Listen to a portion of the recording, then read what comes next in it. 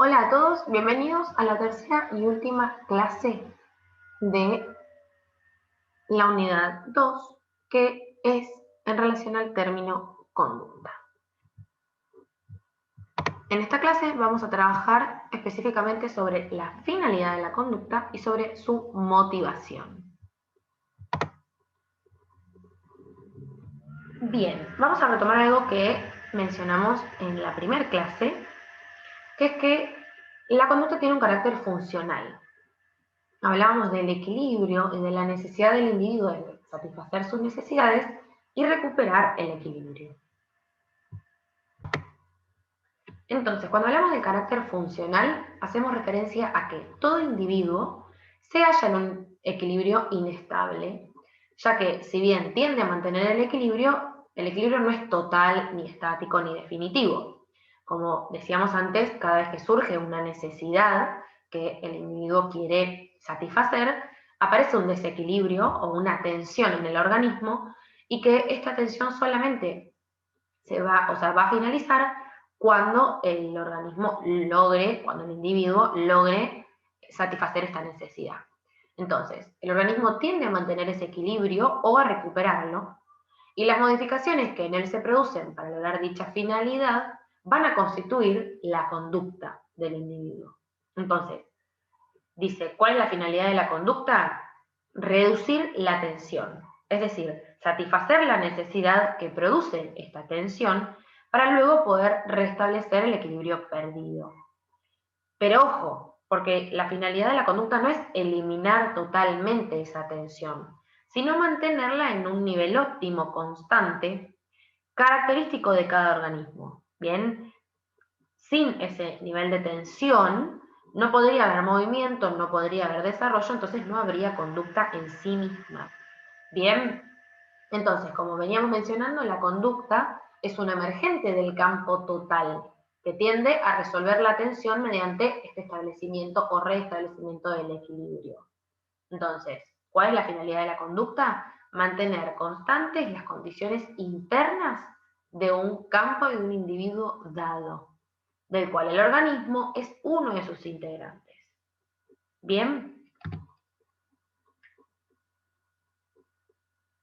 pensemos en la tensión que surge en un organismo cuando aparece una necesidad. Dice, la tensión es una cualidad del campo, tanto como del organismo. Bien, puede aparecer en las tres áreas o solo en una de ellas y recibe distintos nombres de acuerdo a el predominio en cualquiera de las áreas. Cuando hablamos en el área de la mente, la llamamos ansiedad. Si hablamos del área del cuerpo, va a recibir esta tensión el nombre de angustia. Y cuando hablamos del área del mundo externo, podríamos denominarla como miedo. Entonces aparece una tensión, y si es, por ejemplo, ganas de comer algo, podríamos decir que el sujeto se pone ansioso por cumplir esa tensión y esa necesidad. Cuando hablamos del área del cuerpo y pensamos en angustia, puede ser justamente en una situación X que le genera al sujeto angustia, como por ejemplo,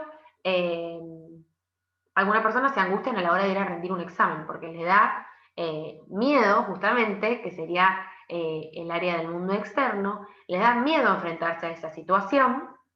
Entonces, eso va a producir una tensión y a su vez en el área del cuerpo lo va a manifestar como la angustia. Podemos decir que la tensión va a funcionar como una señal de alarma. Bien, esta señal es la base sobre la que se va a estructurar la posibilidad de poder actuar y de poder responder para lograr otra vez un equilibrio y una integración. Esta señal de alarma va a permitir anticipar o prever situaciones en cuanto se va a reaccionar anticipadamente o se va a preparar una respuesta. Entonces, la finalidad de la conducta se relaciona con la tendencia de todo campo o de organismo a volver a recuperar el equilibrio, a mantener constantes sus condiciones internas. Pero como decíamos, su finalidad no es eliminar toda tensión, sino mantener la tensión en un nivel óptimo.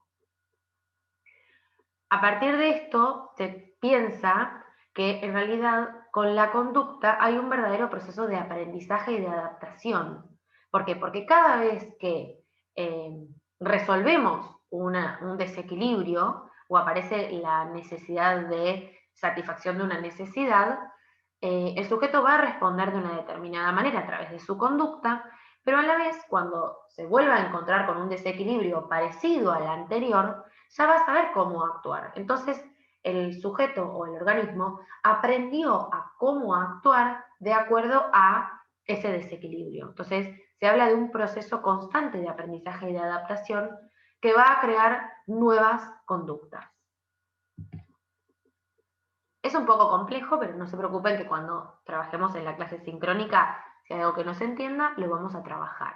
Bien, ahora vayamos al estudio de la motivación. Siempre que hablamos de la motivación, hacemos referencia al motor de la conducta, que quiere decir que ante una necesidad psíquica que aparece, va a haber la existencia de justamente la necesidad de satisfacción. Y esta tensión va solo a desaparecer cuando logramos ese objetivo deseado. Bien, entonces, la motivación va a estudiar o se enfoca en el estudio del por qué. ¿Por qué actuamos de determinada manera?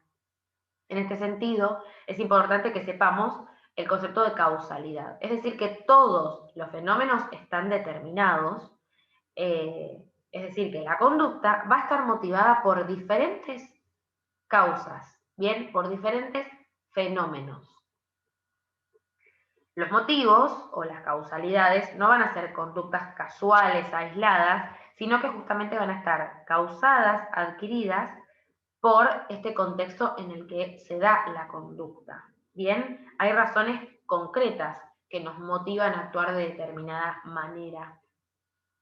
Ahora, cuando hablamos de causalidad, no hablamos en general de todas de todos los niveles o de todos los campos.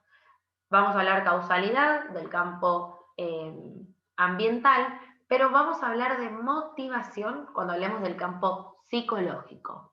Bien, eso que motiva al individuo a accionar justamente una conducta. Entonces, como al aparecer una necesidad, el sujeto quiere satisfacerla para disminuir la tensión, esa disminución de la tensión es a partir de una conducta que el sujeto hace. Entonces, la motivación es también conducta. Es una conducta que va a ser central, es una conducta que es molar, va a decir, ¿bien? Y que va a aparecer como un suceso en la experiencia.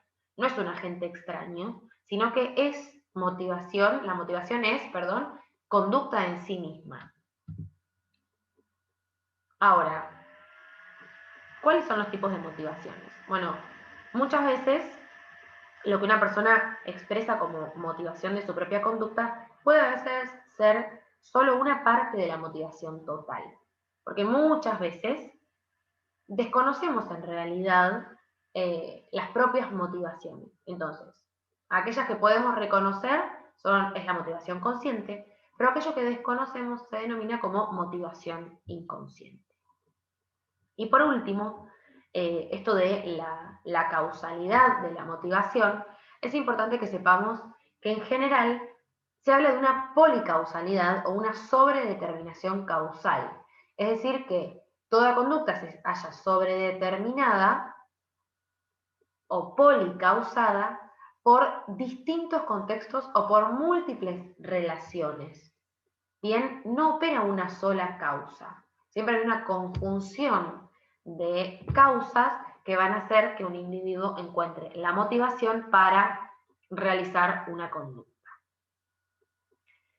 Hasta acá sería lo importante teóricamente de esta unidad 2. Les vuelvo a repetir, si surge alguna duda o algún concepto que no está muy claro, lo anotan y lo charlamos en la clase sincrónica o me mandan un mensajito por plataforma o por mail para que yo a la clase sincrónica me acuerde de hacer énfasis o de volver a explicar ese concepto que no se entiende.